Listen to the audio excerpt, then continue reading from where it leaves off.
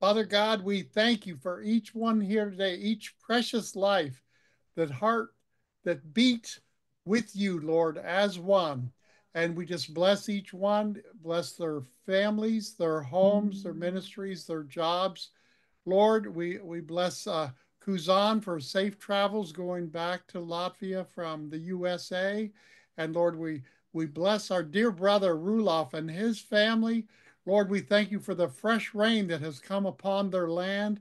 We thank you for his heart, his prophetic vision and acuity to hit the nail on the head, Lord, in these days and the days to come. We pray that for all of us, Lord, that we would have sharp eagle eye vision, Lord, to see in the Spirit, to see in eternity with your eyes, Lord, to bring your heart, your heaven, your kingdom, our inheritance to the earth at this time, Lord, by your grace and mercy.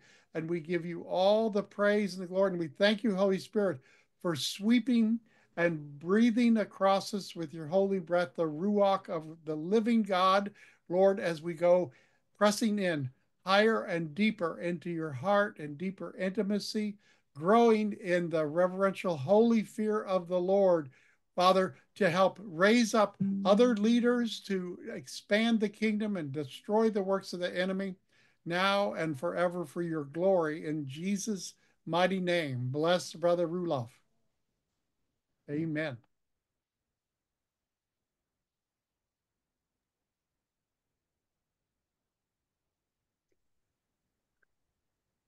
So, Dr. George, just want to know, so from my side, I can just put share. Yes, Okay, and then see. Can it's coming everyone up. see that?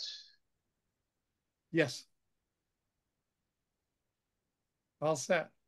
There we go. Everyone can see. Yes. Okay, just want to make sure.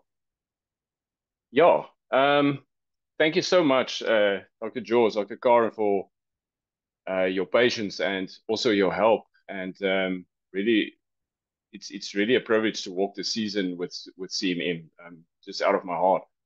Um, uh, how, how to explain this? Um, for years, I think the business industry has not yet seen the greater glory or the greater purpose than it should. I think much emphasis was laid on um, church building or worship in different places, and the Holy Spirit really moved. Now, it's just a little background. The Holy Spirit moved my heart in me myself, especially in business and also with ministry, seeing how your business and can become a place of ministry, how your business can become a place of worship. And this is how the Holy Spirit started to move my heart towards this. And the reason for the topic, the destiny for businesses, because I believe there's still prophetically a destiny for businesses to truly reflect the glory of God. But there are certain keys that we need to use, keys to unlock revelatory and prophetic wisdom for businesses. I think we are in such a divine season to ask God for more wisdom than ever. Just an interesting thing that I think America knows that President Trump did a great thing about that tariffs that he brought in, and it has a great effect on South Africa and especially on the business industry and the pathways forward. So I think it's truly a time where we only can rely on God. There's just no other way. I think it's a time and a season to truly seek Him like never before. Um, just want to see. Okay, so in the statement, just reading, everyone can see it. Heavenly keys are unlocked when believers. Excuse, just want to change my screen. Sorry. Heavenly keys are unlocked when believers in Christ walk in true unity, union, and obedient partnership with God, enabling them to transform the business industry through revelatory and prophetic wisdom. I think this is the main focus is on the keys that God is busy releasing and giving, and prophetic keys for the coming future. What I'm going to do is just taking the PowerPoint, walking through the points, and just try to explain through it just to make sense what the dissertation is about. So to begin with, as we said, it's a significant season that God has called business owners to truly awaken and step into a position as sons and daughters of God. I think there's no greater time like this. And God wants to use the sons and daughters of God in the business industry to impact the world and impact the industries they are part of. What I mean is, whether it's farming business or in real estate or wherever God has placed you, that is the place that God wants to use you and make the impact of.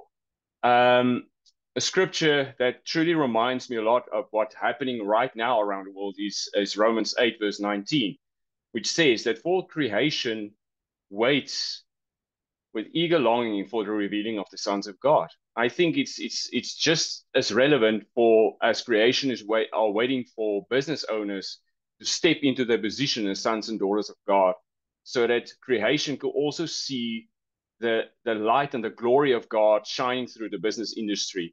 I think it's an amazing time for this. Yeah,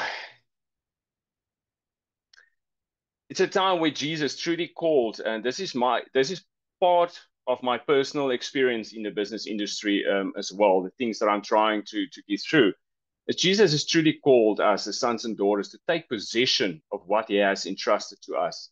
Taking possession is one of the chapters in the dissertation. This is just an introduction and an overview of what's going on. So heavenly keys.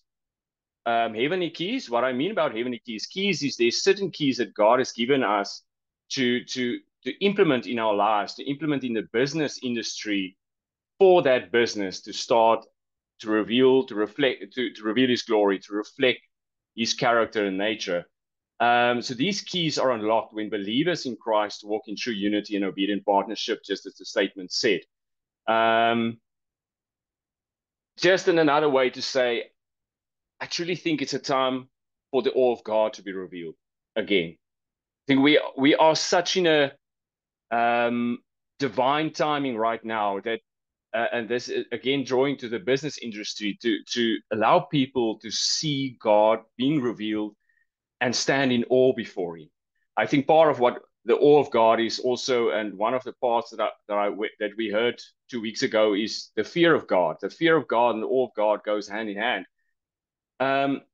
It's a time where believers need to witness the supernatural events that will profoundly impact those around them through the business industries. This main focus is on the business, how business owners, even employees in the business industry, can transform places and the atmosphere of that industry for others to see Jesus. This is my heart. Compelling them to recognize God as their sole source of provision. So this is why it's so important to step into that position as sons and daughters of God. As we've seen, the world is rapidly changing. I think it's actually in acceleration right now. And the Holy Spirit has revealed those who obey God and partner with Him to claim what He has given them.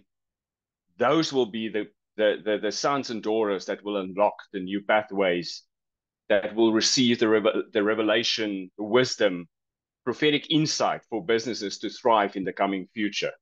Why does it sound like this? Because when you look at the news, when you talk to people, there's not a positive view over the financial systems of the world. There's not a positive view anymore. But I mean, there's a lot of negativity.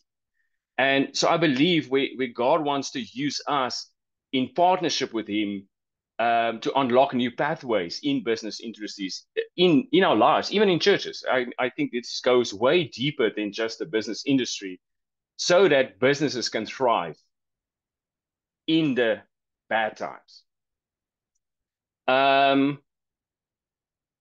The whole idea of this is, and what I've seen, what God has allowed me to see, is how through the business industry, through your business, even if you are a business owner or not, many people can be introduced to Jesus through your business, not just by evangelism or going to church, but even through the business, people can meet Jesus. That is the whole purpose. That is for me the whole key to this. It's a season of revelation that has awakened, and where we truly will, and I believe that with all my heart, will experience the unheard and the unseen.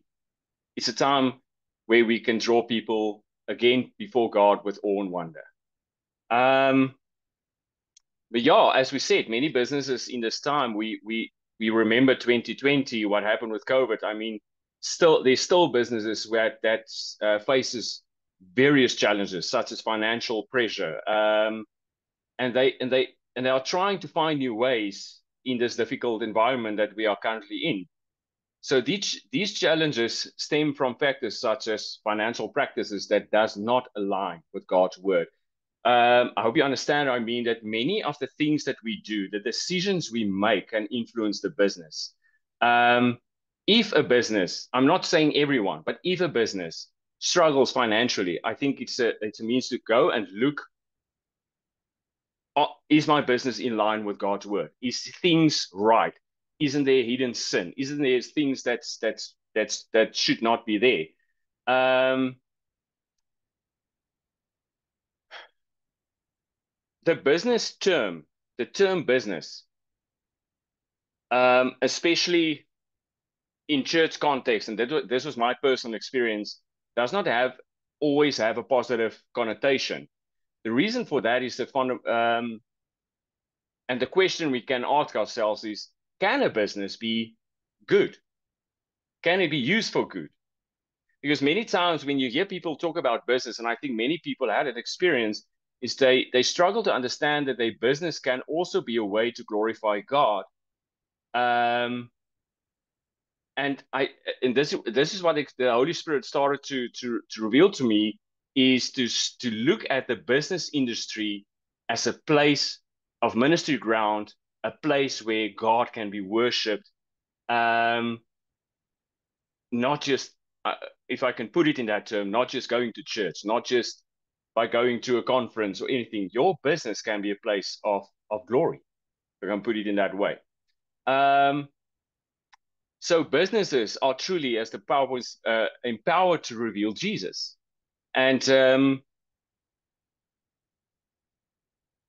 one of the key aspects of to look into the business industry is imitation. Now, imitation, we can scripture just came to heart now is Ephesians 5 verse 1, to imitate God in everything we do. When a business owner truly have the desire to imitate God, they must also confront, and this is where the importance come in, for asking the Holy Spirit for business owners to search their hearts, to confront sins and transgressions that have the potential to distance their business from the presence of God. Imitation, what is amazing about imitation is imitation brings reflection. It means that God desire it's God's desire. God delights to see himself. It's like a mirror. You become a mirror image, but your business also become a mirror image. God delights to see himself on earth being reflected. And I believe that's where God sees his reflection, he chooses to manifest. I think a great scripture is John, I didn't put it in here, John 14, I believe 21 or 23, I can't remember, is where Jesus said, if you truly obey me, if you truly follow my ways, that he and the Father will come and make home in you. He will come and he will manifest himself to you. He will reveal himself to you. So I believe that where God sees himself as his reflection in a business industry, he will choose to manifest. And that's where the place can turn around to become a place of awe and wonder again, showing people the right way to Jesus. God did create us to be imitators of him. He chose us to become sons and daughters of him through Christ, so that we can reflect his nature. What is important for this is we need to understand that this principle also applies to the business industry, that God chose people to be in business, but being in that business industry as a son and daughter of God, you can reveal him, you can reflect him, you can draw people to Christ. I mean, many people can be saved through this. Um, it's important to understand that a business itself cannot achieve this. I mean, a business entity at itself. It is us, me and you, as sons and daughters of God, that God has given the authority to bring the glory of God into the business realm. The believer in Christ as a business owner, the believer in Christ, I'm just in Christ as a business owner, carry the keys to unlock this great potential. It's important to look at, yes, the business industry has been chosen. There's businesses all around the world. There's godly businesses. I don't think there's so much godly businesses at the moment, but God chose me and you. We are the ones that carry the keys. We're the ones responsible to bring in the glory into the business industry. Now, another important, sorry, just want to chase that. Yeah. So the business has the potential to become a place of awe and wonder. I think it's again to see that the business is not just a place for making money or where trading take place. A business, we need to see that the business has the potential to become a place of awe and wonder. I have the privilege to farm. That background photo is taken just outside my home. That's over our land. That is the background here. That's partly how it looks like here. So I have the privilege to farm. I have a farming business. It's quite huge. But the privilege I have is I'm also every day part of nature. I mean, every day it's part of where we move. It's part of nature, and you experience a lot of the supernatural. You see a lot of God in this. What I've experienced here is that this whole land, and it's huge, can become a place of glory. And that is part of what we prayed into, not just part, but what you pray into this land, the soil, the water, that will, where people come onto the soil, where people come onto the land, where if people drive over, that they will be reminded of who they are in Christ. And that's just as relevant for every business when people enter a business building or wherever the business is taking place is I believe that we as sons and daughters can pray into that place and people can be reminded again of who they are in Christ so that they can turn their hearts to Jesus. Sorry, it just was a little bit off the point, but just to explain something that I just had in my heart. So yes, the business, your business, business ground, business land, business building, the business as an entity can be transformed into ministry ground. It's a place where people can truly experience and see Jesus Christ.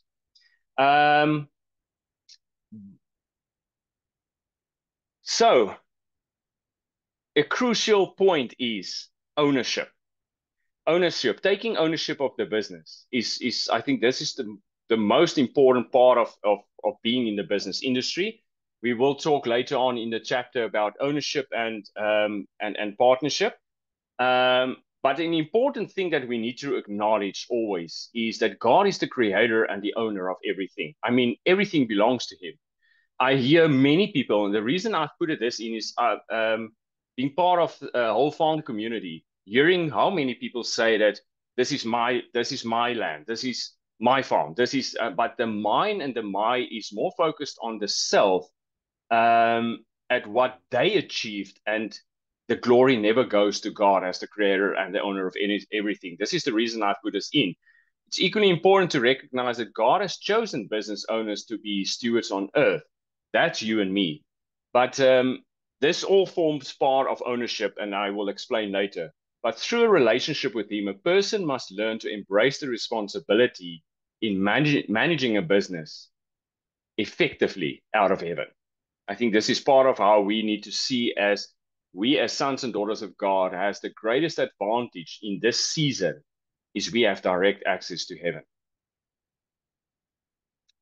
Just an interesting fact, it's part of a personal testimony, and just going to share quickly about that. the wool industry currently faces many hardships. And I'm talking about wool. Wool is something that I believe most people know what wool is, making fabrics of it. Many clothes are made of it. I farm with wool sheep and I farm with um, mohair goats. I'm going to show you photos just quickly, but being in the wool industry and seeing the hardships that we have over the last 10 years, it's largely due to financial changes that has taken place in China. And China is under great pressure at the moment. So this raises the question, what can the sons and daughters of God do to make a difference? And this is what I've asked myself a few years ago. The wool industry operates in an auction format. Just to explain quickly something, which means farmers have no control over the prices they get. Nothing. You get the price and you just have to take it or leave it. That's unfortunately what we have. So the current market determines the price, and farmers must accept it or they have no income. So, as a personal testimony, I had a profound encounter with God, during which He started to share revelations about partnering with Him. It's not just farming for Him, but running the business with Him. It's a few years ago, I had this encounter with the Holy Spirit. The Holy Spirit asked me, "Who do you farm for?" How? And I really was just my face, but Lord, you know I farm for you. It's always my heart to do everything for Him and His glory. And the Holy Spirit shifted my whole mind and said to me, "Farm with me," making Him the partner of the whole business, and seeing myself just as the partner under Him in the business changed everything. We witnessed multiple times how the auctions on that specific day shifted and we got better prices on numerous auctions. And just a week after that, the prices fell again. How many times we've seen God's hand in that, shaken things up, that we just were blown away. So that's why I believe that partnership with God is crucial in the business industry.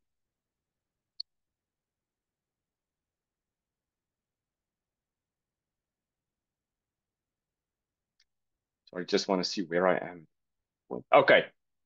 I hope you can see the photos. Just for interesting part, on the left hand on the screen is mohair. It's some of the most expensive fibers, natural fibers you can get in the world. On the right hand side is wool. We name it merino. The interesting thing is, this is the raw material that we shear off and send off to be auctioned. This is the end result. Just showing how all the fabrics come together and making some of the best materials in the world. Just to show you the industry that I'm part of. It's just for interesting. I just want to show you these photos. Okay. I think around all this, we need to understand that the first and most important key is it starts with you. It starts with me and you. It starts with our identity in Christ. It starts with recognizing that we are called as sons and daughters of God and stepping into position, as Ephesians 2:6 says, that we have been co-seated with Christ in the heavenly places. That's our position.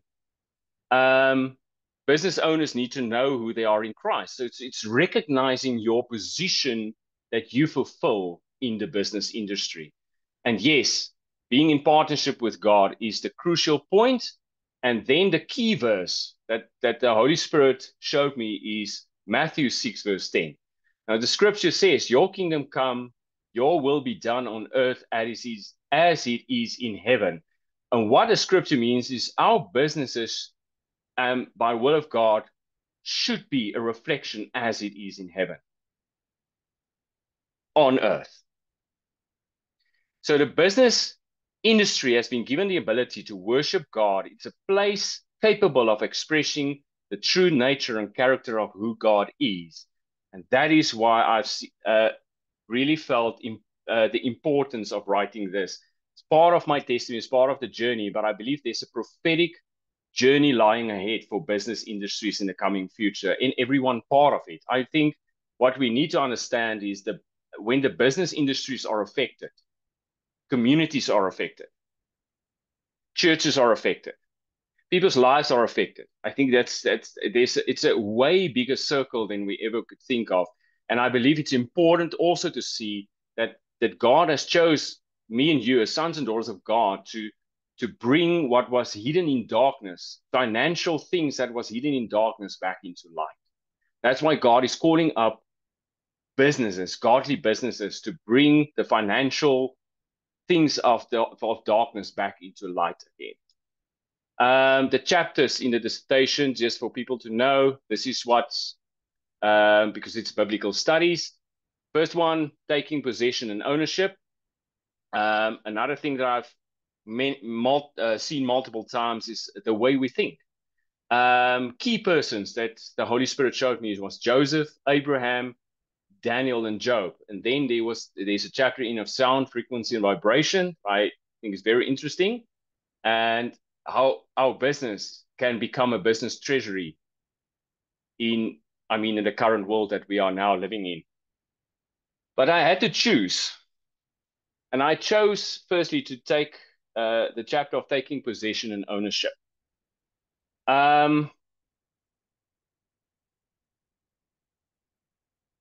Just want to get to there.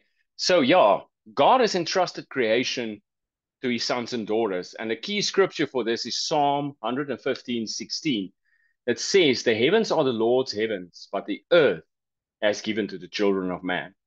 So he's given us a responsibility. He's given creation, and he entrusted creation to the God's sons and daughters. And the business industry is part of creation. It's part of of God's design. So yes, one of the most important keys is taking possession in partnership with God.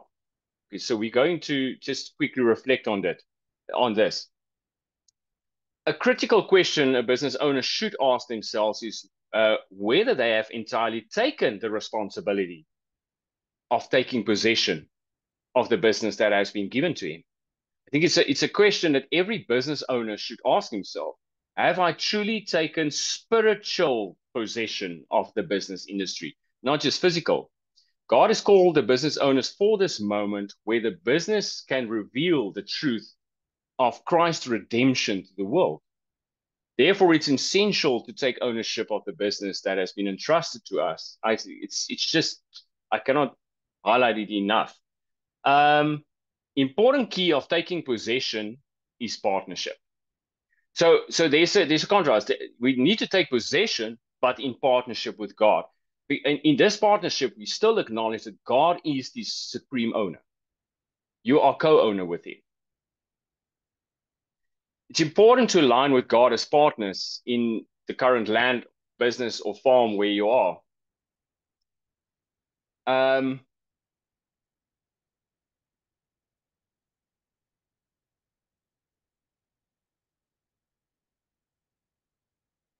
I think I did mention it.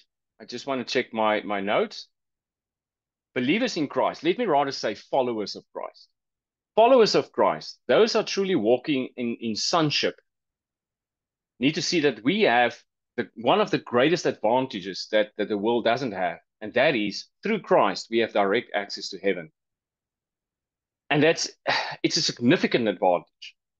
So there's no better way for Yahweh himself, who knows the beginning and the end of your business. There's no one better. I mean, God knows the end and the beginning and the end of your business.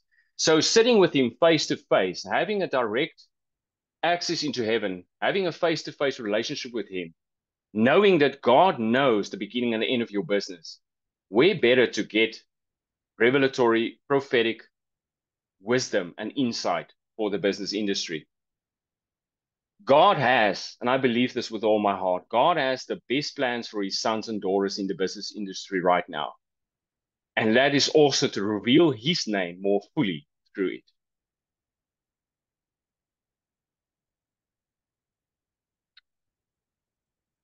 One of the great examples, as I state, that has been given insight was Joseph. Joseph was one of the key persons that stood out for me. He was given direct plans and revelations about what was to come. A purpose and a plan were revealed to him so that he might save the people, his people, and the people in Egypt. your business has a specific plan. This is the one I've seen. So God had a specific plan for Joseph, the way that he moved him, and eventually he became the second most powerful man in Egypt. But he had a plan, he had a purpose for that. He had a business plan, yes, and he had a plan and a purpose for Joseph. So your business has a specific plan and purpose. It can only be shown by the Holy Spirit. Joseph obeyed God and received divine wisdom and understanding in how to conduct his business according to what it was revealed to him. So that wisdom he received from God, and he knew exactly what to do. We should strive to do the same, as referenced in Colossians 1, verse 9 to 10.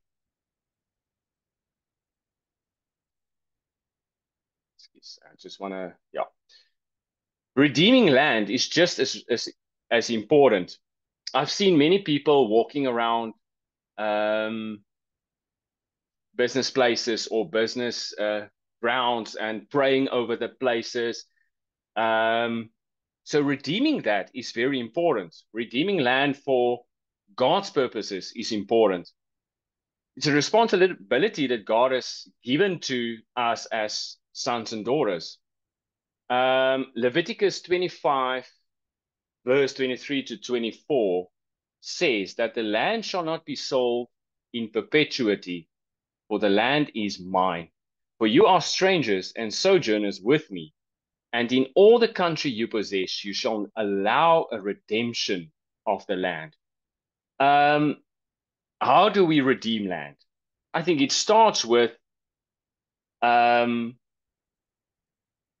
recognizing God as the owner and the main partner of that land and that business.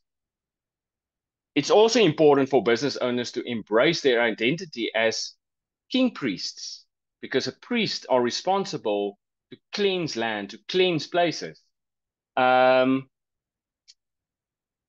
Allowing them to take possession and ownership of the land and businesses that God has placed in their care.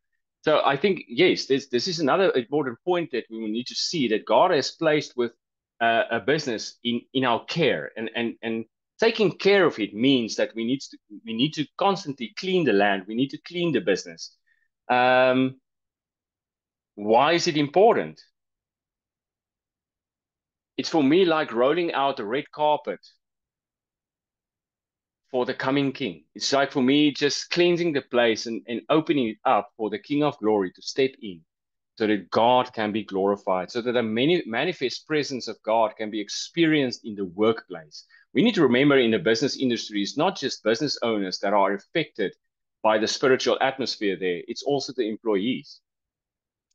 Ultimately, it's vital for each follower of Christ to understand that we have a position in heaven as sons and daughters, as I've said before in Ephesians 2, verse 6.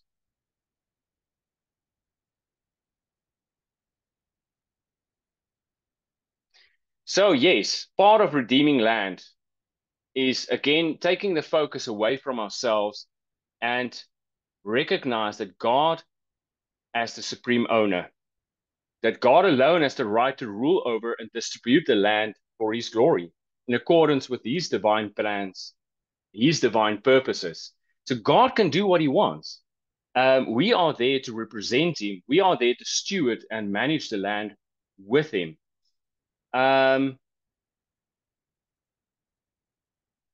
But even though that God is still the ultimate owner, we need to always understand that God wants to partner with you. He wants to partner with us. And I think this is a part of God's character that amazes me, that even though that everything belongs to him, he still chose you and me to take responsibility, to take care of his creation. And that's also relevant of taking care of his business. So as business owners, we need to see this as a true privilege that he chose me and you to look after the place, to manage the place according to his ways. Yes, as God partners, business owners are responsible for serving as his ambassadors, and we can administer his rule over the land for his benefit and glory, not for our own. This should always be done in accordance with his divine purpose in obeying every instruction what the Holy Spirit says. Why is redeeming land also important? Just quickly bring that off. It's important to recognize that when believing owners agree that God is the sovereign owner of the business, and that is set in place, land can be redeemed from the grip of the worldly kingdoms. That's why it's so important. The worldly influences and the way the world wants us to think. The land can be redeemed for the manifestation of his divine glory. I already shared that. Then an important thing for business owners is to embrace the business that has been given to you. I think what's important here is how many people complain. Doing business and managing it should not be your primary objective. The main focus in the business industry should always be the person Christ Jesus. Always. I think this is where things are maybe different between godly businesses and worldly businesses, is the focus should always be the person Christ. It's not just making profit. It's not just by providing. It's not just by making money or things. This is not the main purpose, not the main objective. It's always focusing on Jesus. As spiritual beings, we've been given, this is a very important key, as we've been given the ability to view our businesses, the landscape of the business and the people around it from a higher perspective. It means that you see it from Jesus' eyes. The more a believer seeks what is above, we seek the things which are in heaven, Colossians 3 verse 2, and engages with heaven, the more they will impact the environment of the farming business or normal business that people run, a shop or whatever it is. This engagement can create a divine order among your team, the people working for you, and that can help them align with the principles of the word. It's what actually basically summing it up is what they see in you. It's how they experience and see Christ and experience the living word through your life as a business owner. I think it's important, and what I've also seen is they look up to you, they look at you, they I'm not just saying looking for a fault, but you become the testimony. Your lifestyle become the testimony. So it helps them, the people working for you, the employees, to draw them more in agreement and alignment with God's word. As we become more filled with his divine presence in the realm of governance and learn how to operate from a place of rulership, it's then that we will experience the greater authority and wisdom within the business environment. This shift will bring new levels of divine order to both our businesses, and it will bring also divine order in the working place. So what is God busy doing in this currently season? He's teaching his sons and daughters how to bring divine order to the earth. And this is something important, I think, for each and every one of us. God is busy teaching his sons and daughters to bring divine order to the earth, including through businesses as a means to, he uses businesses also as a means to accomplish this. However, there are certain keys that needs to be addressed. An interesting thing is in the atmosphere of our workplace, effective communication with our staff, with people working for you, is also crucial for developing relationships rather than merely having workers pass through. I think what my experience was in the past is in the farming community is most of the workers are just not seen as people. They are just seen as workers, and they just pass through. So it's important to build relationship with them. Taking personal interest in them fosters a trust with them, and that will allow you to bring them under a covering of the government of heaven. I think what is important for me in this is just not just witnessing to the people coming in and out of your business, but also the staff working for you and the impact they can have on the business industry that you are currently in. it's essential to value each employee through their eternal perspective. They have an eternal value. They have something to bring into the business. So that's why it's important to value them through the eyes of Christ, recognizing that they too have visions and plans worthy of your attention. I think it's not just for business owners, it's for employees just as important. This is about serving one another. I think in a nutshell, it's about, again, this is focusing on the business industry and the body of Christ, functioning as a body. When a business focuses on mutual service, it aligns more closely with the inheritance that God has designed for it. The plans and visions that employees may have may also unlock new opportunities and wisdom that will positively impact your business. I think it's opening our ears and listen also what they have to say.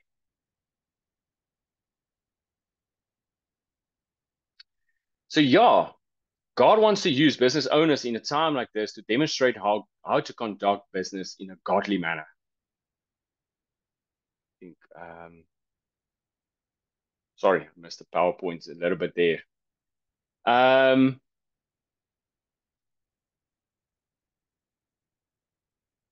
It's teaching us the concept of governmental authority.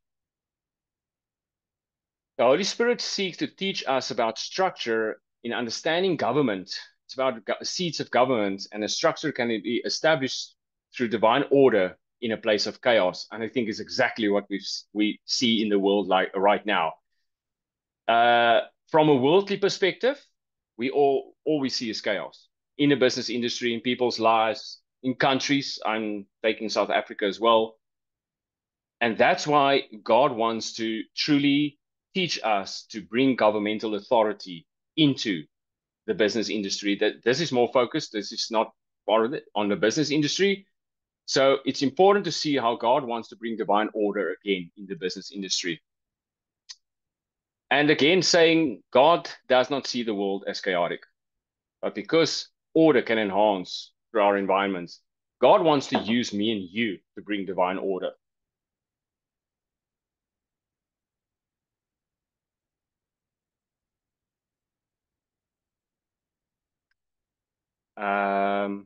Just want to PowerPoint. Okay, there we are.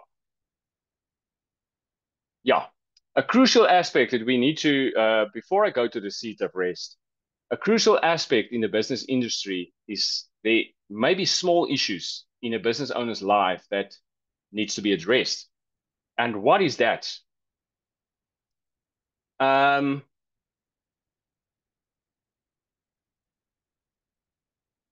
There may be issues involving demonic attachments. There may be assignments that stem from a self-centered desire that strays from God's plan. Such patterns of sin and iniquity can disrupt the harmony of business. So it can distance the business from the plans of God. So speaking to sins and transgressions in our lives is crucial. I think we did mention last week about repentance again. I think it's a great season to allow the Holy Spirit into our hearts, to search out our hearts if there's any sin hiding, and we need to deal it, especially within the business industry. We need to remember as business owners that we have a huge responsibility. And then an important thing is the seat of rest. The seat of rest, Isaiah 40:31 says, "But they who wait for the Lord shall renew their strength." This is all part of taking possession and ownership. They shall mount up with wings like eagles. They shall run and do not weary. They shall walk and not faint. But those who wait on the Lord, it's a crucial point, the seat of rest. And we will speak on the seat of rest in a moment more deeply. There it is. Now, Hebrews chapter 4 gives us a deeper insight into rest. Now, being seated in a position of rest means that you wait upon God and you do not take hastily action. You do not make hasty decisions when especially in the business industry, even when the moment seems right. But if God said no, it's no. I've learned from a great friend, and his words always sings my mind, in my heart, that the right thing at the wrong time is still wrong. So I think it's a divine point that we need to see, to take the seat of rest and be positioned in it, and from that position we manage the business. You do not earn your place in heaven through works. I think what this is mostly part of the experience we see in our community, that many people, through the businesses, through the things they do, the works they do, they think they are, meaning they walk in relationship with God. And that's not the truth. Our relationship is faith-based, as we all know. So the important of taking the seat of rest is the business should not just be considered as a business. It should be seen as God's business. And God's desire believers to function as his children within the business industry from the seat of rest. Okay,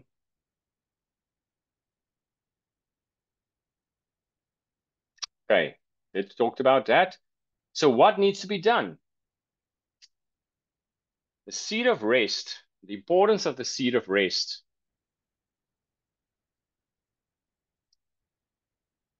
Entering God's rest does not come through our works. This is why we talked about the works. It comes through faith in the finished work of the cross of Calvary.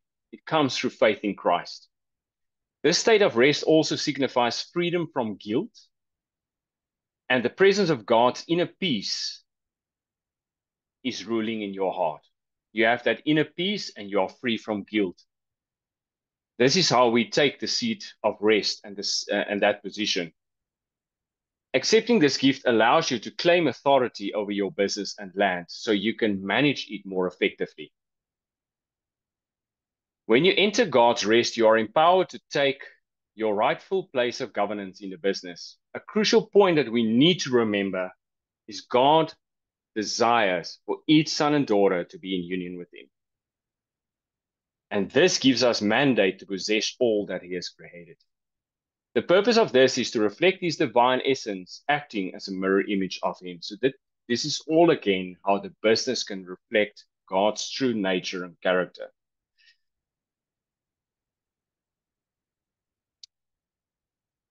This is also a thing that the Holy Spirit started to teach me through the process of the ministry and the business is, you see often how many business owners are conditioned to think more from a worldly perspective. But however, we as spiritual sons and daughters of God need to learn to think bigger. We need to learn to think like God. 1 Corinthians 2 verse 16 states that as born again believers, we possess the mind of Christ. So we have the ability to think like God. I'm not saying we are God. I mean, we can learn to think like him and implement his way of thinking into the business. One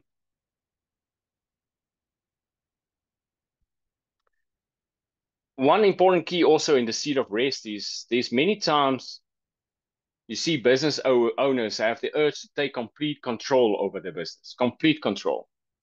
It's vital to recognize that many of the things that we currently see now lies beyond our knowledge and wisdom. And therefore, business owners can only rely on God's divine wisdom and understanding. So who can help us in a time and season like this? The seven spirits of God. I think I'm not going to talk about that tonight here. There's a chapter in it, but I think it's very important to ask God and allow the impartation of the seven spirits of God each and every day in business owners right now. I think it's an amazing season for that. The way we think, another chapter we can just quickly look into.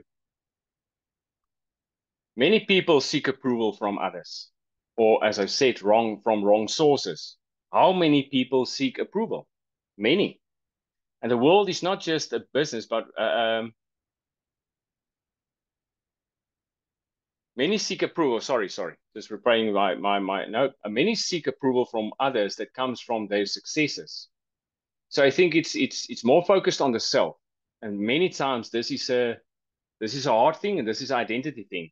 So when successes are there and people have great success in business, they seek approval from others instead from seeking approval from God and deepening your relationship with Him.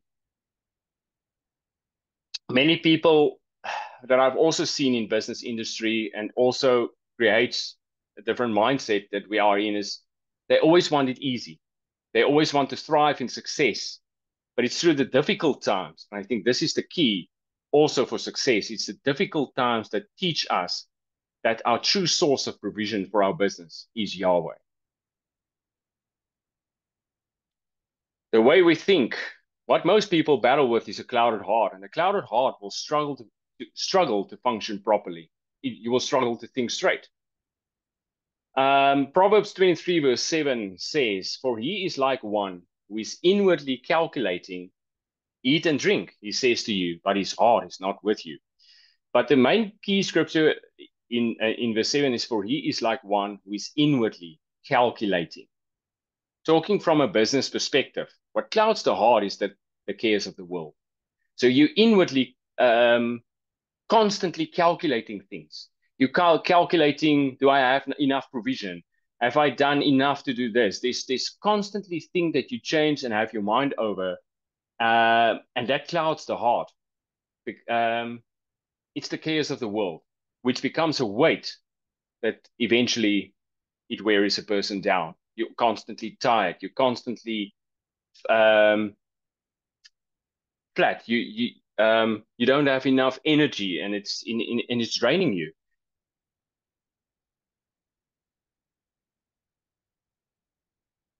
And an interesting thing about the way of thought and thinking is someone's true character. Sorry.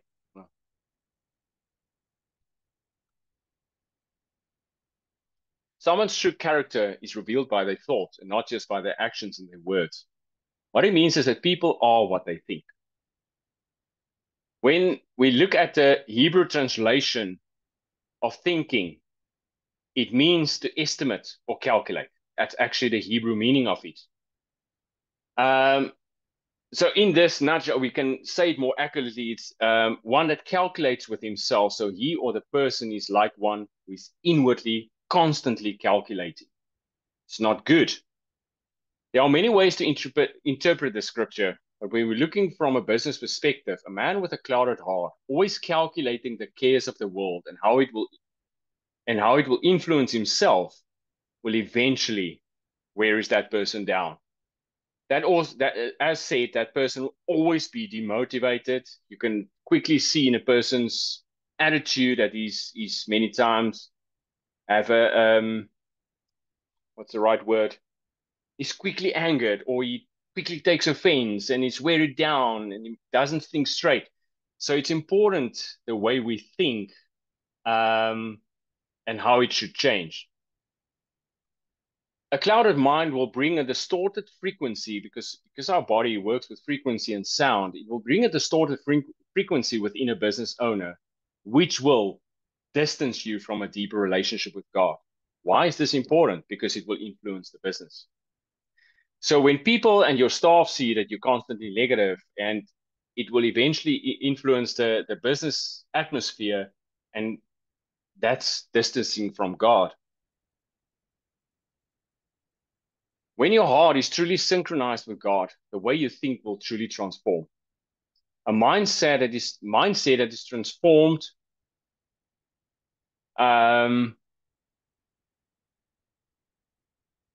by the Holy Spirit can only lead to transformation of the business. A mindset and the way we think, it's very important in the business industry because that's where plans and things come through. I just want to read to you quickly. I just want to find the notes. Here we are. This was written, I think I did. There we are. This is a statement that was made by Amanda Gore. Our personality traits show up through our mindsets. We are not our mindsets, but our mindsets influence everything in our lives. And our thinking determines our mindsets, both of which can be changed. I think this is a very important key. because our mindsets influence everything in our lives. Um, when your heart is truly aligned with God, and as business owners, we can learn to focus on God's promises more, which will positively influence other people's mindsets and and also bring the business closer to God. An important, very important scripture, and I think it's a relevant scripture for this season, is Romans 12, verse 2, that do not be conformed to this world, but be transformed by the renewal of our minds, that by testing you may discern what is the will of God, what is good and acceptable and perfect. So yes, it's important that the Holy Spirit will truly transform the way we think, which will positively influence the business industry, which will have a positive effect on the business atmosphere and everything that goes with it.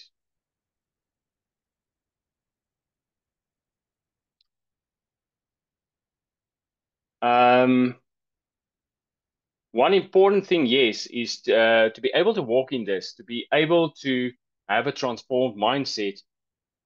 It's a process of discipline or struggles that will be faced in order to help us transform the way we think. It's not always easy. God disciplines his sons and daughters, Hebrews 12. A man who understands this process of facing many difficulties in order to fulfill the purpose of God was Joseph. Again, Joseph was key in how he faces difficult times. But again, he fulfilled God's promises. And we will look quickly at Joseph's life.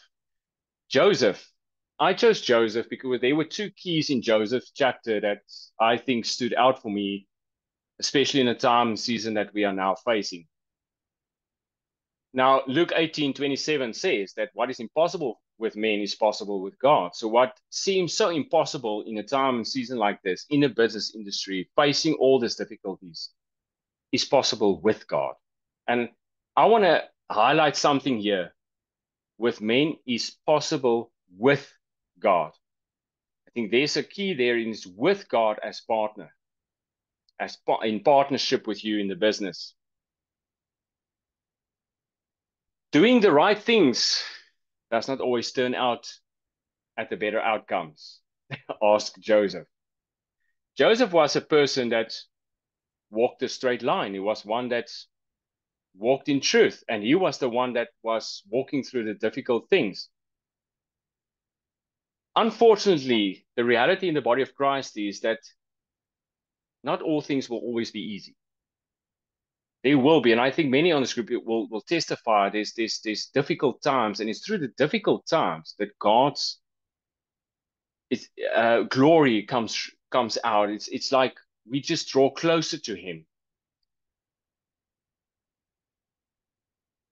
For so many people, and then I just wanted to point to that key again. To do the right things that did not turn out the better outcome for them that they hoped for. And many times it seems unfair. For example, I live in a very rural area called the Karoo in the heart of South Africa. And the Karoo is much dependent on rain. We cannot move forward if it does not rain. And at times, that was part of the journey I had to walk through, and at times it rained at my neighbor's lands and at other places. And with all my heart, I know they do not have any relationship with God. So at times you feel left out. You feel like, God, what did I do wrong? Why didn't I get the rain?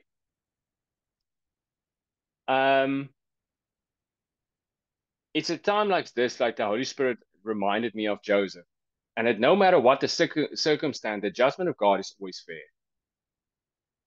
God looks after his sons and daughters. Joseph always tried to be faithful and do the right thing, but it was not easy for him always to walk his journey. So there was a bigger picture for him. Many times we miss the bigger picture in difficult times. And what we miss is the fulfillment of God's blessing that he designed for us. Many people miss out on the greater blessing, the bigger picture, because we only focus on the difficult times. We do not focus on him. It's vital for in our businesses and farmlands that we simply need to trust him and trust in his judgment, knowing that the outcome is way bigger than what we ever could think of. I think that is where the whole trust thing for me comes in. 1 Peter 2, verse 19 to 21. For this is a gracious thing when, mindful of God, one endures sorrows while suffering unjustly. For what credit is it if when we sin, and are beaten for it, you endure? But if when you do good and suffer for it, you endure, this is a gracious thing in the sight of God. For to this you have been called, because Christ also suffered for you, leaving you an example so that you might follow in his steps. So suffering, okay, now the question is, being a son of God and following him in the business, do we always need to suffer? This is also a question we need to ask, and I believe no. There are, if we truly pursue him and seek him in the lifestyle which we should, suffering is not always should not always be evident in the business industry. But yeah, God wants us to be prosperous in our lives and businesses. I believe that with all my heart. For what? The benefit of the kingdom of God.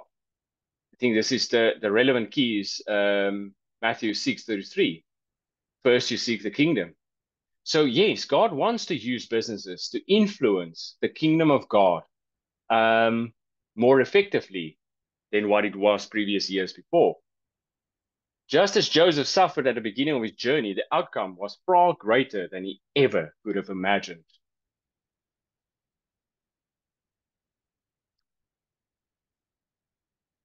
As long as we, as God's sons and daughters, in our hearts are focused on the kingdom, it gives the prosperity of the business a whole different purpose than that of the world. The world is mostly focused on self. But as godly sons and daughters, we are focused on the kingdom. The word of God warns people strictly that what does it profit a man if he gains the whole world, but he loses his own soul? So, I mean, you can be wealthy rich, but you can have nothing. We can truly see in the age that we are currently now in that mammon is taking over the lives of people and their businesses. So much can be learned from Joseph and the way he walked faithful with God. His heart was only focused on honoring him. Sons and daughters of God will face betrayals. We will see false accusations, just as Joseph did, and even slander at times. But that doesn't mean that your business must be affected because of that. Joseph did not allow those difficult circumstances to dictate his faith, and it also didn't dictate the outcome of his journey. One of the most critical keys that a business owner can learn from him, and this is what I'm quickly going to focus on, is integrity. I think this is one shortcoming in the business industry that I think should return with acceleration.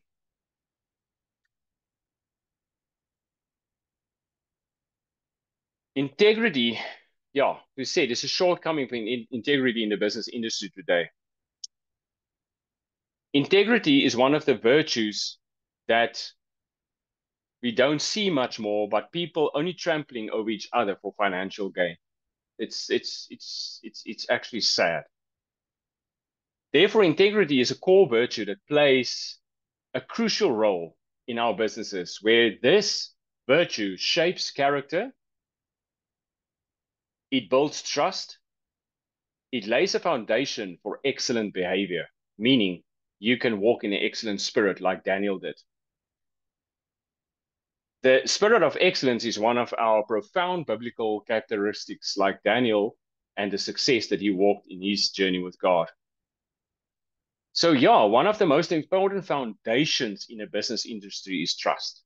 You cannot go on in any business if there's no trust. First of all, the question we need to ask is, yes, for us as business owners, can God trust us? Can God trust me and you for what he has placed in our hands, especially when he wants to give us more? Can God trust you and rely on you to cultivate a lifestyle and a business environment that will reflect him and his nature more? Yes, God does take integrity very seriously in the Bible. It means that one is, and when we look at the meaning of integrity, sorry, I cannot, just want to change my camera view here from the point. Meaning of integrity means that one is complete, morally sound, and he walks honestly. Honesty is, I think, one of the most important foundations in integrity. Um, One other important meaning that I also saw in the Hebrew translation for integrity is it means that the person walks upright. And he emphasizes a heart that wants to align with the standards of God. This is what integrity means. These characteristics are so needed in a time like this, especially running businesses at this moment. Yeah. The importance that I quickly just wrote down there out of this of integrity is trustworthiness and accountability. Expose the heart and reveal a person's true character.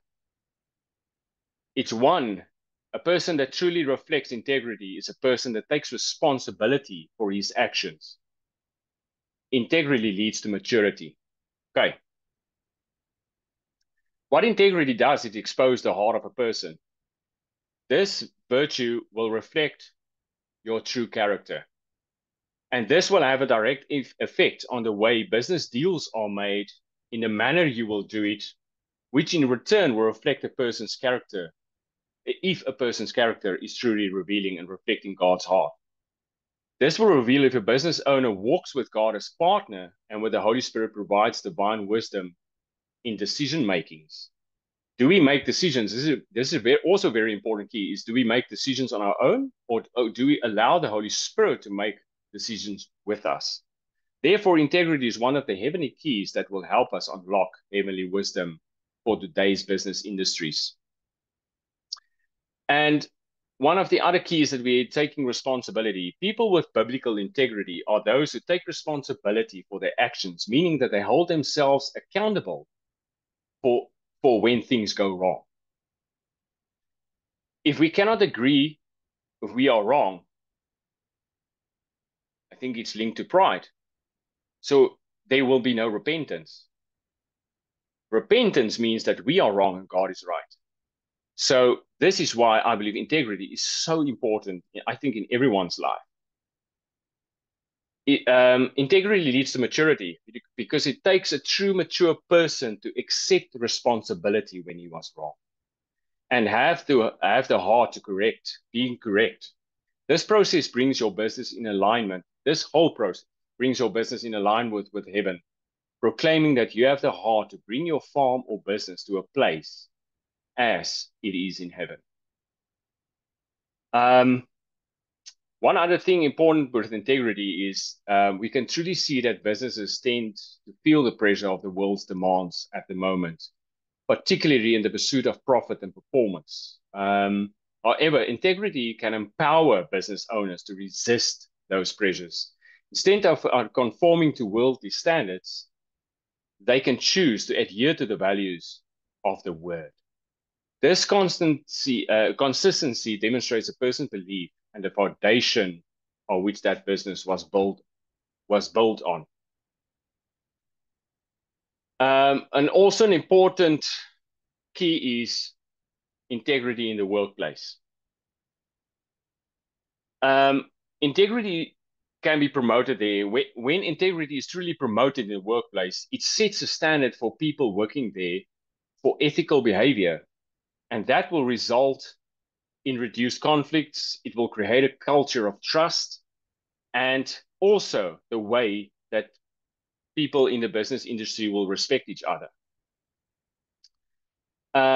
Joseph's life was not always, and this is not now. Just want to see, yeah. Through this whole journey, what Joseph went through, it built his character. Joseph's life was not always in haste. He spent years as a prisoner, as we all know, and he was a slave before he became the second most important person in Egypt. He was even betrayed by his own brothers. But Joseph trusted in God and his timing, and this process was not rushed.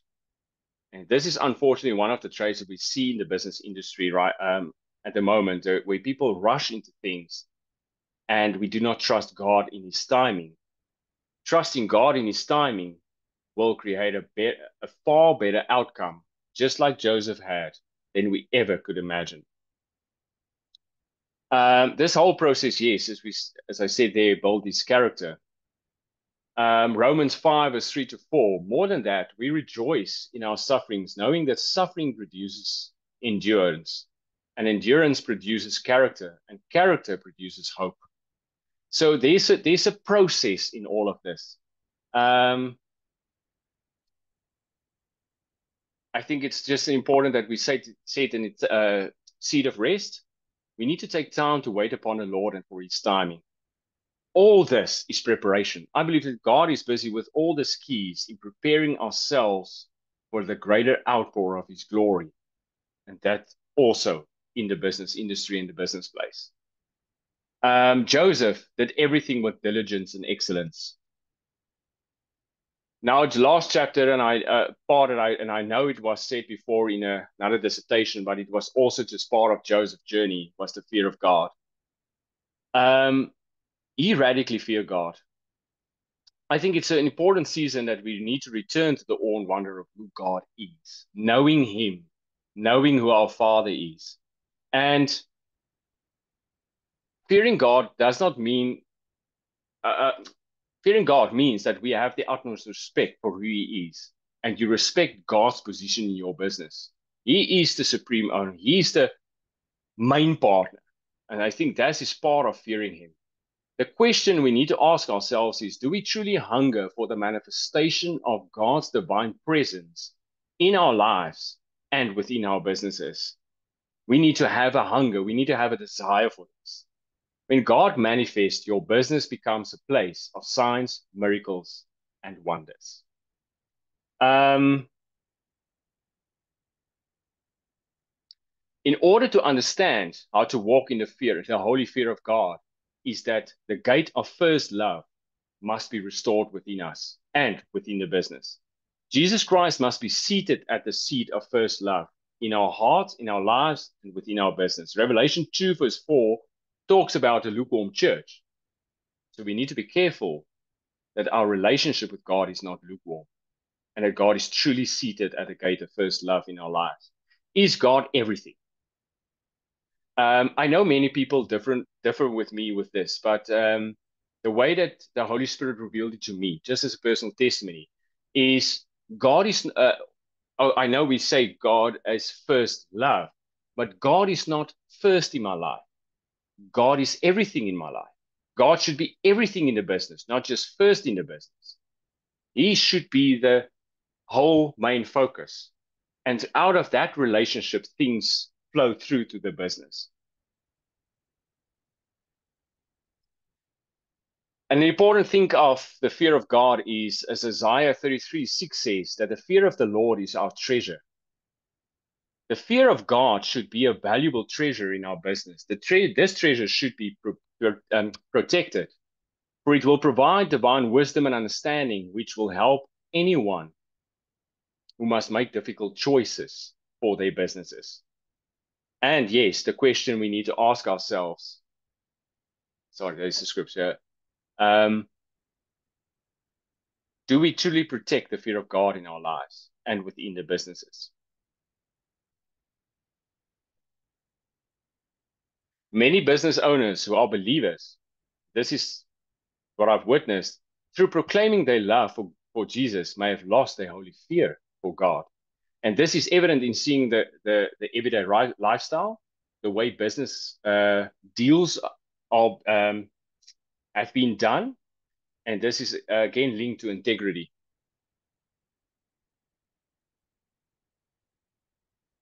The fear of God will draw business owners into a deeper understanding of God's divine nature, character, and his goodness. This will lead into a lifestyle of fearing him, if we know him, which will lead to obeying God and fully trust in his name. Just a few points on meaning of being radical obedient to God, which forms part of fearing God is do you truly obey him radically? Um, what it means to radically obey God is you obey him that very instant. You don't ask questions, you obey him. Another point is whether it makes sense or not, will you still obey him? I think there's many keys and key persons that we see in the Bible that I think a great example is Abraham. God asked Abraham to offer up his son Isaac. It didn't make sense to him, but he did obey him. Obeying God with a blind trust, I put that in brackets, is like you are blindfolded. Your hand is in God's hand. He leads. You fully trust him, no matter what the outcome. Not asking the motive, but you trust him. To obey God should be a joy, and it should not be a burden. You should have the joy of the Lord within you to obey God. And this is also part of sonship. Doing what God asks with excellence and diligence without expecting anything in return. And even if it hurts, obedience can always, also can come in where God will ask you to go to others and forgive them or ask forgiveness or where you've given offense. I think we talked about it last week, how quickly that things can creep into our lives. Even if it hurts and God shows you who to forgive or ask forgiveness from, will you do it? Will you obey him? This is what it meant for me to be radical obedient.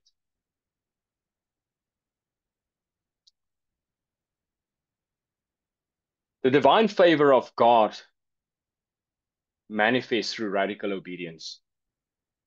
If a business owners want to see the greater glory and manifest presence of God flowing through their businesses, their land, their farms, no matter where it is in the industry, it's important to walk in the holy fear of God, having the desire only to obey him. The holy fear of God allows one to walk face to face with him without worldly fear or fear of condemnation, as it says in Romans 8, verse 1. Just as Abraham and Moses walked with God as friends, this is the way that we should be able to walk in the business industry. Why is this so important?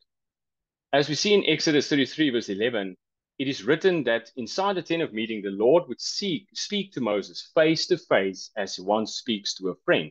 So what did God do as he spoke to a friend? He released secrets and mysteries. And we need those secrets and mysteries for the business industry for the coming future. And I believe this is why God has called us, me and you, as sons and daughters of God, as business owners, to tap into these keys, secrets, and mysteries so that the business industry will truly become a place of glory.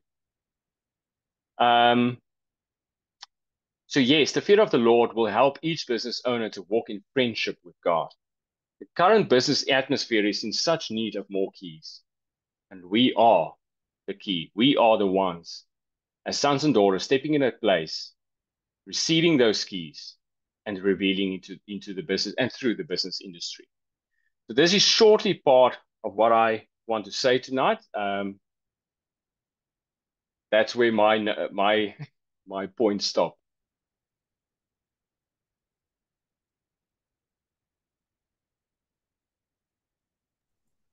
So powerful, Roelof. Thank you so much. That was a delight and refreshing and so needed. And I can't help myself, but every time I saw the word where you put business, I also substitute ministry in there because the principles that you have as your foundation and highlighted apply as well to ministry as business. Everything that we do as a vocation is as worship unto the Lord, and that we need to be about the Father's business in whatever area he gifts and gives us callings and giftings to work in to honor him and worship him. So this is so true. And having spent most of my life in business, I can really relate and testify to these things. Sometimes they're very simple things, sometimes they're more complex things, but obedience is key to be serving the Lord and bringing joy to his heart and seeing him smile each day. But integrity and character and doing what we say is so powerful. Comes to mind the great Christian author E.W. Kenyon. Many of you may have heard of him around 100 years ago. He wrote several great books, The Powerful Name of Jesus, The Blood of Jesus, and several other small booklets. But I encourage each of you to read his books. And one quote that he had, I'll paraphrase as best I can remember, was that the way that we honor our own word is indicative of how we honor God's word. You'll let our yes be yes and our no be no, to speak clearly. So well done, Roelof, and I'll surrender my time so that others can ask questions and comments. Roelof, this was excellent. You had no reason to be concerned about your presentation. You spoke comfortably. I felt like you are a natural teacher, an anointed speaker. I could see you in a room full of Christian business leaders sharing the heart of God with them. Wow, it's there, Roelof. If you haven't already done it, it's coming. And if you've done it, more to come. I really see it. I see God anointing you to speak the power of God into their lives, to calling them into integrity, to calling them into loving the people that they work for. I loved that you talked about listening to those who work for you, that their lives matter, that they are important to God. That touched my heart. I feel like you went after the heart of God in this. It was so good. I was so pleased. I have a couple things I want to say, and we'll turn it over because we've got others that have shared. I love your picture of your land. When I saw that, I immediately wondered if that was your land. That was really great to see. I loved that. And the pictures of the wool. I want to know, mohair, is that is it specially separated from the wool, or what? Can you just explain that for a second? And then I have more I want to say, but I'm going to hear about that. It's a total different animal. The mohair is more coming from a mohair goat. It's a specific goat that grows the mohair, like you get the sheep that grows the wool. It's more hairy, but they are, especially when they're finer, they are quite expensive. They make some of the best clothing with mohair in the world, and it's actually amazing products. But yeah, it's just total too different. That's why I always joke about seeing what the goats do and what the sheep do, and I can testify and really say why God is going to split the sheep from the goat. I see the difference. The So goats it's are not naughty. so much the They are naughty. external, it's the heart, it's the attitude. I like that. Well, I got to tell you, I'm really, really blessed when you talk about the dependency on Holy Spirit. This is tremendous. Many business owners need to hear your message. Many, many, many. They're Christians, they're struggling, they're working, but they need somebody like you that speaks life into them and encourages them to trust the Lord more and walk rightly before the Lord. I was so encouraged. I want to share. This will just take 1 minute, but I got to share this because it's such an example of something that happened here in the United States that proves your point about God blessing a business that will honor God. And it's really true. We have a situation here. We have maybe you've heard of it. Some of you may have. It's a fast food restaurant called Chick-fil-A. And they make chicken sandwiches, and they just decided to take a different approach to fast food than McDonald's. So it's all chicken sandwiches, and they have special kind of fries and special sauces, that kind of thing. And it came out that it is a Christian-owned business, and they close every Sunday. So the weekends for a fast food restaurant is a very busy time, and the owners decided to honor God and always be closed on Sunday. And they're open Monday through Saturday, but on Sunday, when the church crowd wants to go out, they're closed. And they honored God. And some people whose hearts are in the wrong spot got a hold that this is a Christian business, and they went on social media and they tried to tear it down. They really attacked it. And do you know, all over this nation, Christians rose up and they went after it, and they started going to Chick-fil-A so much that it's the most profitable fast food restaurant in the United States. It really is. God blessed it. I'm serious. God bless it. And we've seen this happen with other Christians, where Christian businesses were attacked by worldly people, and God bless the business. We've seen this a number of times. So it is true that when you stand rightly before the Lord, as Roloff was sharing, and you will do what is right, he will come around and he will bless. He will take care of it. Even if you're walking through a struggle time, when you put things like Roloff was talking about integrity and how important that is. I was so blessed to hear these things. I want to give others an opportunity. I could go on and on. This was really, really good. So others, Jolie, do you want to share and ask some questions? I do, because I'm going to have to hop in the car. I'll be listening to you, but I won't be able to share what I wrote down. I thought your presentation was really informative. You delivered it in a coherent, linear fashion. I was able to follow what you were saying. For me, and I've always had this idea that God's going to control the world in a benevolent, loving, kind way, only as our God could do. But people will be obedient to him. And for me, you cast a great vision of seeing the business world in particular, along with the other kingdoms of the earth, but the business world in particular really being run under his lordship in a way that will be profitable for everyone. It just makes me want to cry. But I could see it. You cast a vision for me so that I could see the future of business, where it was there was a preference for other businesses. There was a preference for other people, so that the competition, which works well in business, the American model that we use, but it was tweaked in such a way that there was kindness and gentleness. I could see love prevailing in businesses. So you really cast a good vision that I could see in my mind for that. And I wanted to say that I felt like your knowledge of the topic was very good. And you're blazing, it sounds like you are blazing a trail for people to follow in your footsteps, other businesses in the future, because I think where you're going right now is where business ultimately will follow, especially once the kingdom comes. So I could see that you cast a great vision for that. So I just wanted to say, well done, good and faithful servant.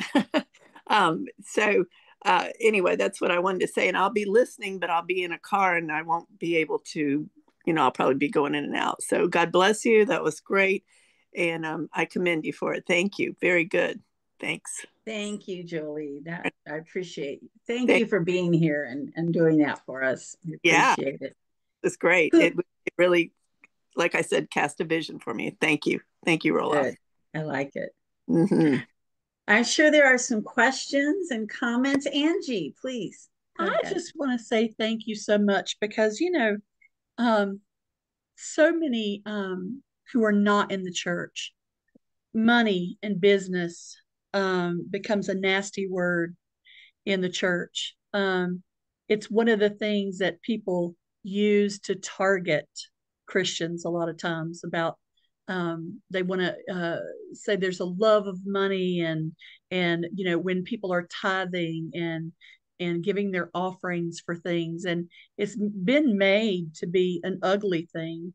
And you're right about competition in business and that sort of thing, and how to stay true to God's word. And I just loved everything that you said. I really appreciate this. This is such a good topic for such a time as this. I have a friend, she's Chinese, and she's been a Christian for a very long time. And her husband, he's Chinese. They own a Chinese restaurant near me. And he is the oldest in his Chinese family, and the oldest male on both sides. And so he rides a fence, and she's tried to get him, to become a Christian forever. And he watches her, but he just has not committed yet to take that step, because his family would never, ever speak to him again. But about 10 years ago, and she's in our Bible study, But about 10 years ago, we'd been praying so hard for her husband's name is John, for John to come around and see the glory of the Lord and what he's doing in her life and the children's lives, and to work that into the business, because that's all Nancy ever wanted to do. We need to tithe our money from our business, and we need to work our business for Christ. And he was always very supportive of her, of being a Christian and tithing her money, her part of it. But he first of all started tithing. She I think nagged him to death, and he started tithing, and he saw such a great increase in his business. But I remember her coming in about 10 years ago on a New Year's Day, and she came in, she burst through the door, and she was crying tears of joy. She said, I stayed after him about closing our business. She said, our Chinese business, our number one day is Sunday. She said, we get more business on Sunday than any other day. And I have begged him to close the business on Sunday. And she said, he finally agreed to it and said, okay, just back off. I'll give you 2 months of closing on Sunday. And their business tripled. When they closed on Sunday, their business tripled. And he has never opened that restaurant again on Sunday. It's been closed for 10 years. It's been closed. So, you know, the power of a nagging wife sometimes too. But it's so important. It just, you know, God will come through. And I loved it. I just loved everything that you said. It touched my heart. Thank you so much for a great presentation.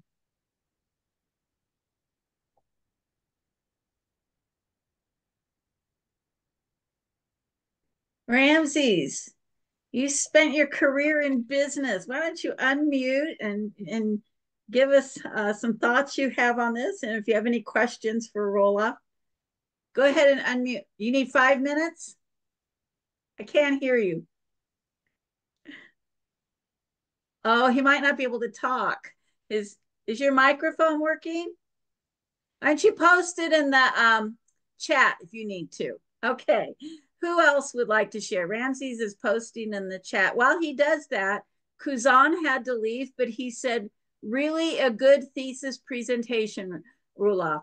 It can be applied to many aspects of life. I have an appointment and have to leave. Please excuse me. So he was blessed.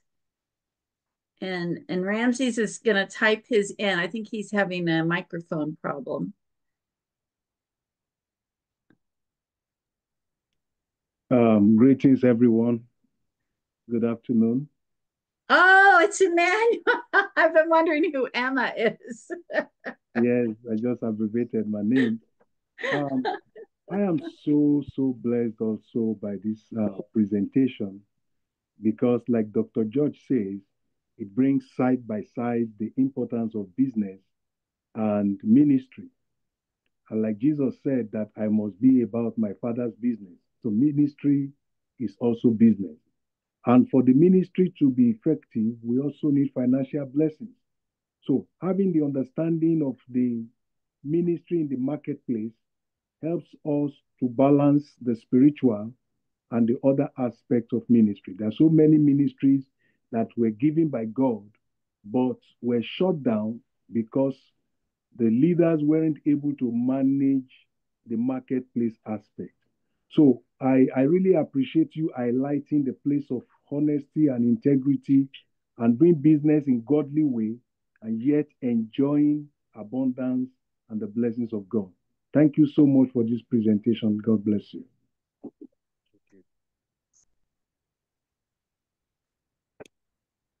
Did you hear me well? Thank you.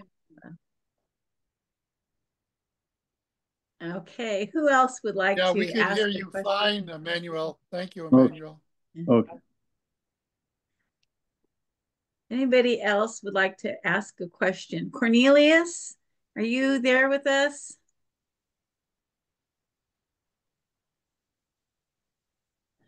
He may not be there. Peter, do you have a comment? Or oh, here, Cornelius, I think is there. He is. Great. Apologies, I'm using a light here. We're just having some issues with our power. Okay. I actually greetings, Dr. Karen, and greeting my colleagues. And I think me and Rudolph, we we call it in a slang homies. We from the same country. Yeah, I have not been in business for a long time. I've just been running a maintenance company to support some of the work I do in the ministry. And but I think the presentation was quite balanced for me. I think it's helping a lot. My wife is the one actually that started a kindergarten business. She just went out now, so she was joining this presentation. I think she heard when it talks about business because she's running a kindergarten's branches that she's running. I think there's 3 of them now. So I think it helps a lot. I personally had some battles with character in the past, and especially in dealing with the things of God in broader context. I think what Rudolph is saying now, it's something that I had to learn over time of ministry, that there are some principles that we cannot do without when we are running the business, be either we are planting a church.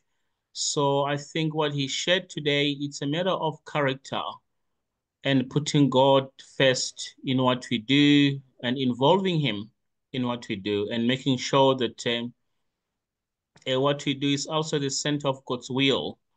And I think it was a huge blessing for me. And I think over the years of growing character and growing, helping my wife running her business, and I think it's something, the presentation that one can actually utilize to even the people that are working for my wife. She has 10 staff members in her schools that she's running. And I think I was quite thoroughly blessed to hear that, Rudolph. And I like the uh, the ship, the wool producing as well. So I can't wait to visit your farm one day to just to experience. And I would love to do that. But thank you for the presentation. I think you spoke to me as well.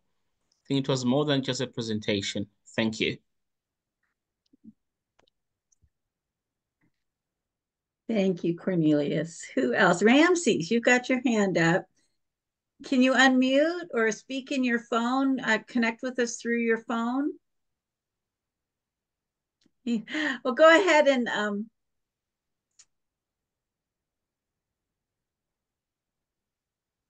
we can't hear you, but if you type your comments in the chat, if you would type your comments in the chat, then we can read those. Okay. Yeah. When we wait, can I just say 2 things quickly on? Yeah. I just quickly want to say, Andy, thank you for that message that you shared about that business, because part of what I've read in the preface was also, and the question I asked, can a business inherently be good? I think that was a question, especially being shown in the church environment, that business always have a negative connotation in the time and season like this. I think it's very important how God, I believe, wants to, a person that walks with me in ministry said that God's truly going to lift out those businesses that walks with him in the coming future to reveal himself. And I believe it's strong. And the other thing is, just want to quickly share in being in business for quite a few years. It was about a year ago. I mean, even running a huge business, we went month to month to meet ends meet. And it was amazing to see how God just came through each and every time when I thought it's done. I couldn't pay the things that I had to do because we had serious drought, we had losses, there's things that just escalated in that way. And every time we just came through. It just was just that God came in such a divine appointed time, and he came through. But after that, especially for Joseph, there was always a bigger picture. And in this last few months, we see the bigger picture. God just exploded over the business that I cannot explain. So I just want to say this part of the journey is seeing how God's hand can truly turn a thing around in such an amazing way. That's encouraging. I think that's encouraging to all of us, you know, whether you're in business or ministry, we all have those monthly bills to pay, the things that we're responsible for, and to encourage us that sometimes we have to walk through that. Certainly we have in our own lives of trusting God to get through this month, trusting God to do, and he does it. He does it. Can you hear me now? Praise God for that. Yes, Ramses, we can hear you. Go ahead. Okay. I'm trying to master the technology. So, okay. So let me roll off. I have been a businessman all my life, and you just touched my heart. You have covered everything that I believe in. Your thoughts about not just partnering with God, but making him the whole purpose of the business. Your thoughts on how you live and how you interact with your employees, and the comfort and ease with which you presented it was really awesome. In the text, when I thought I wasn't going to be able to be heard, I said I felt like I was sitting at the feet of one of the desert fathers of Egypt, teaching people how to hear God and how to make him the whole purpose of our life. So the Lord bless you. I actually captured your slides, and I have a lot of comments to make from them. I put them in my notes, and so I'm going to cover a few points that you made. You started off by saying there are keys, heavenly keys, which I felt was really critical, and people need to know that. You're talking about we're waiting for the emergence of the sons of God, and I really feel this is a time that's coming. You are definitely a forerunner in how God wants people to run businesses. Uh, your chapters of your dissertation covering how you take possession and own, and your discussion about how a man thinks, so he is, and then of course the biblical characters you chose from Joseph to Abraham to Daniel are awesome. And then you talked about the business strategy, treasury, which I thought was really interesting. Because if you make him the owner and total purpose of your business, his treasury is yours. And you talked about the miraculous side of having that kind of relationship with God, which I felt was really really great. So God bless you. Your dissertation flowed well, and of course I was especially interested because my turn comes next week. So I was looking at you with different eyes, and I have to tell you, you warmed my heart. And in the same way as we are all different children, I was thinking a thought that when you have 6 or 8 kids, they are all different, and you as a father treat them differently based on who they are, and uh, and you found a way of how God is treating you and how you relate to Him. Every one of us, it seems, God gives us a specific way. So we don't have a theology that my way is the only way. His word is the truth, and then we relate to him the way he chooses. He knows our personalities, our strengths, our weaknesses, and he deals with it. You projected that. So the Lord bless you, Olaf. I've come to know you a lot better through this, and I cherish you as someone that I would love to be with and befriend and learn from. So God bless you. That was brilliant.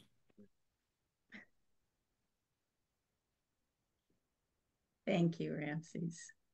Thank you for speaking life into him and encouraging him. And it's true. It's very true. Beautiful. Who else would like to say something or has a question? Clarine, please go ahead. Hi, Roelof. Really like your presentation. There was one Afrikaanse word in there, one or two. That was good. You said, yeah, and I was like, this is good. So I just, when I see the big picture of what you were sharing, I was focusing more on your prophetic calling in business and your understanding of the place that God calls you in. I think that's very important in the body of Christ at this time. And it's very necessary that the prophetic should arise more and more and bring a stability in, and the standard needs to be lifted in the business world. Because at this moment, the standard is like, even if the church doesn't have the standard, think about the business doesn't have the standard. And you just put down the foundation of where you're moving from, which is so essential for today, for the church, in connection, in unity. You used the word unity. And I think that what you wanted, I wasn't sure what you want to say about unity.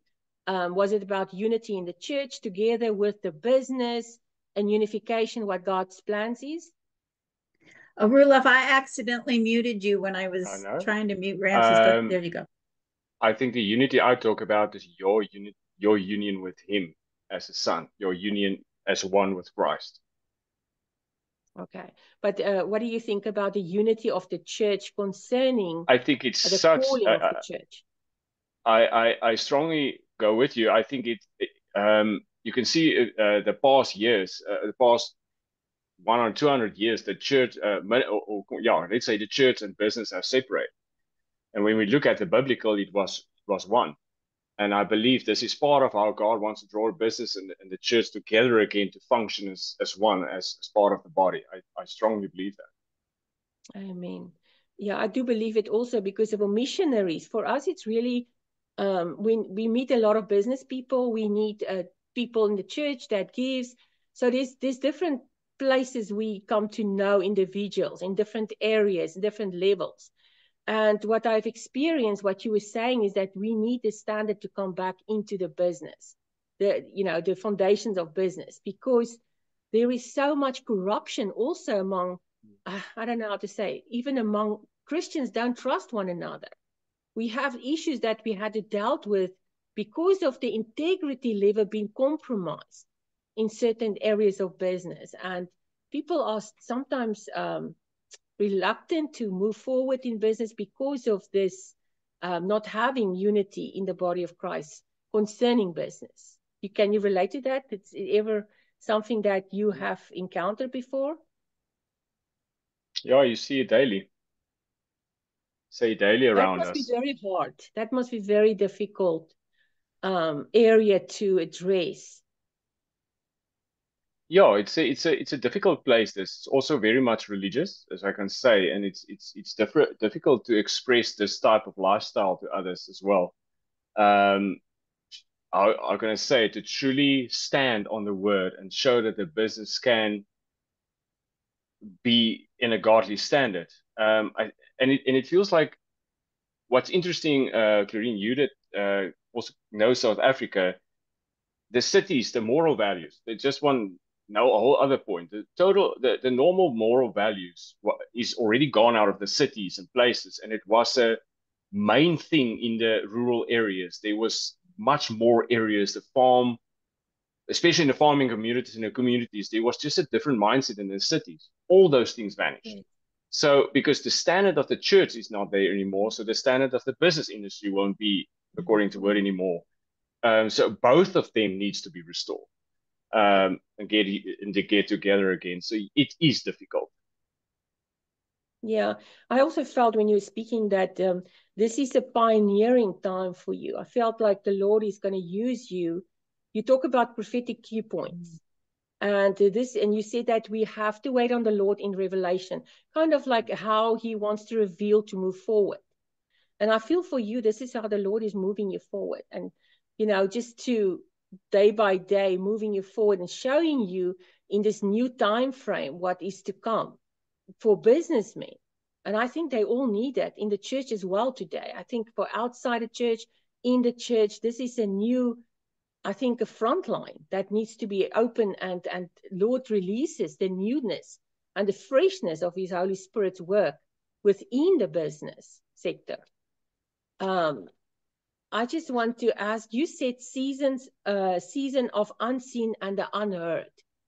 Is there anything that you can just explain? I think for me, it's just the unseen and unheard is the greater miracles. It's the things that people especially in the areas around you where you know have not seen greater miracles or things that I believe that God's really want to shift a time like this to let people see again the greater miracles, because how else will we reveal Jesus and the gospel if we don't go there? I mean, it's a dangerous thing to say now, but people are fed up to being preached to.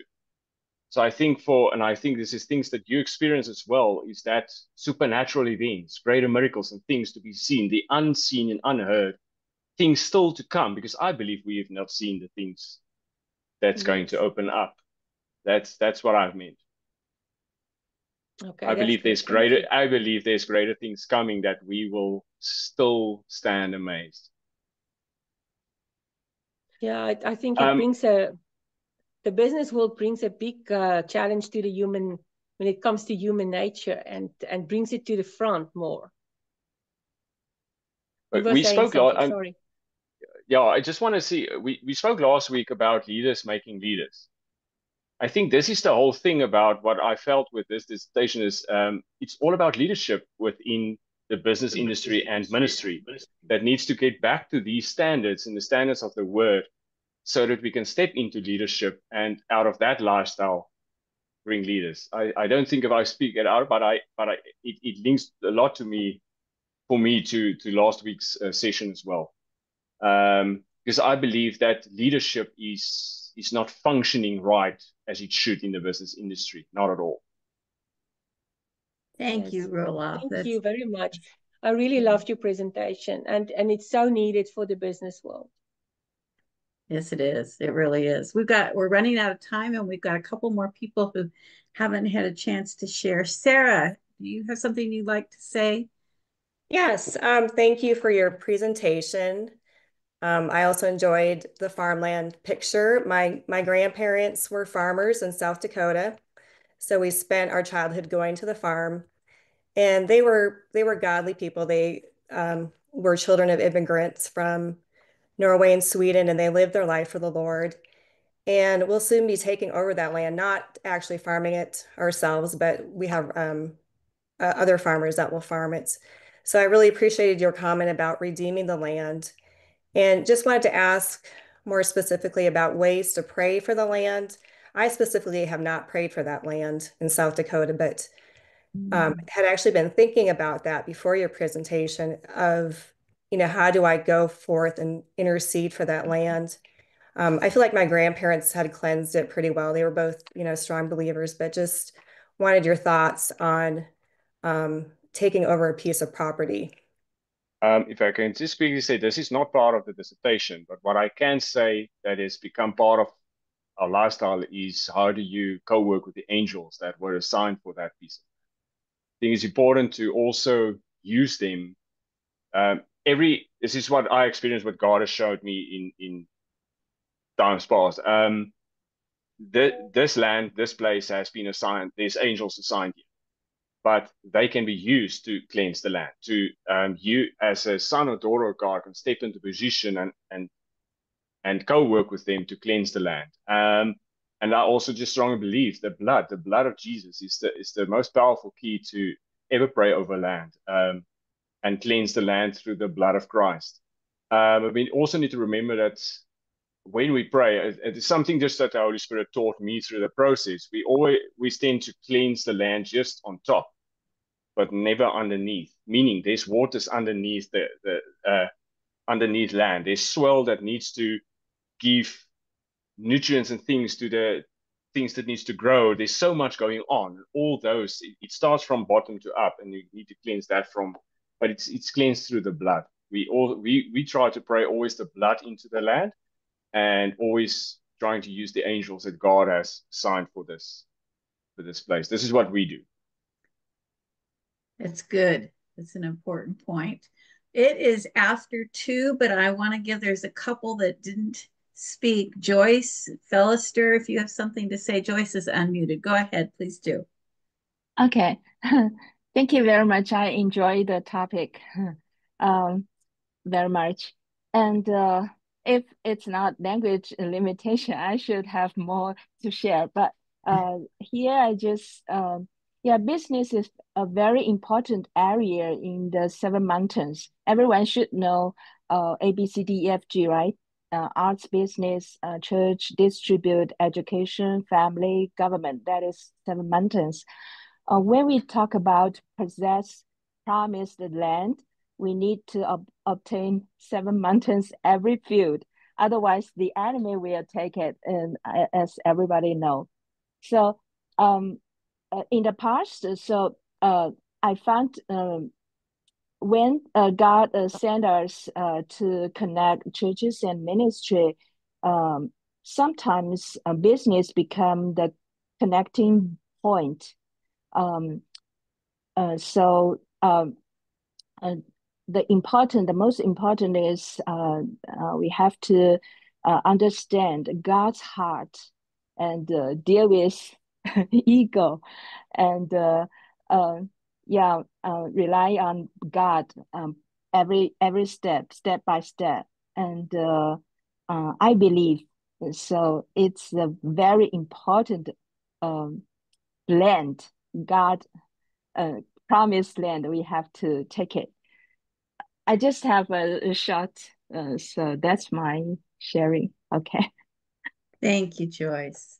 Thank you. Peter put in the chat, great presentation. I loved it very much, and I'm blessed even though I came in late. Thank you for sharing that, Peter. It's been really good. Fellister, do you have something you want to say before we close the class?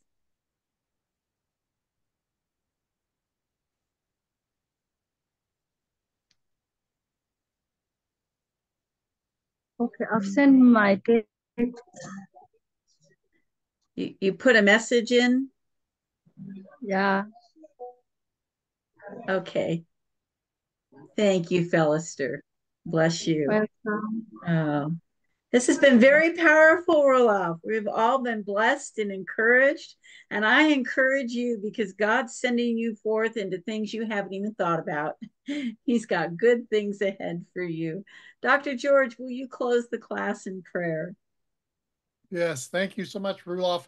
I might add another testimony regarding Roelof. I think it was 2 years ago, he was finishing his master's degree and he wrote a thesis then on leadership. Correct me if I'm wrong, Roelof. And he submitted it to management with a trade magazine. And they liked it so much, they printed that in the trade magazine and it went around the world.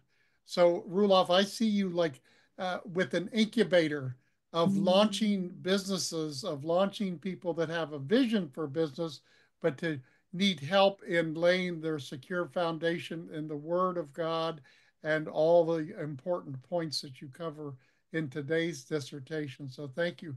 Father God, we just thank you for this entrepreneurial, kingdom-minded spirit done with excellence, Lord, with humility and putting you first, putting their fellow workers and employees first. Lord, that the fruit comes and continues to come for all eternity. Lord, we thank you for the biblical examples before of Abraham and Joseph and Daniel and so many others who were hearing, were hungry for you, and they obeyed at all costs, Lord, even many unto death, Lord, to stand strong and just do what the Father says, just like Jesus. Father, we thank you for a release and a multiplication of this forerunner anointing, bridging the gap and restoring the foundations of the church, seemingly the last century being separate from the world and the marketplace, that really everything is as worship unto the Lord. And we glorify you, Father, and we thank you for this princely, kingly example and Roelof Theron and his beautiful family, Marike, who's also a student and a graduate of our school. Bless them, bless their crops. Thank you for the fresh rain to moisten that parched land, Father, as this good news goes around the world for your glory. In Jesus' name, bless you all. Love you. Thank you, Rilla. Great job. We love you. We'll see you next week at 12. No 4 o'clock today. Okay, but next week at 12. God bless you. Bless you all. Thank you.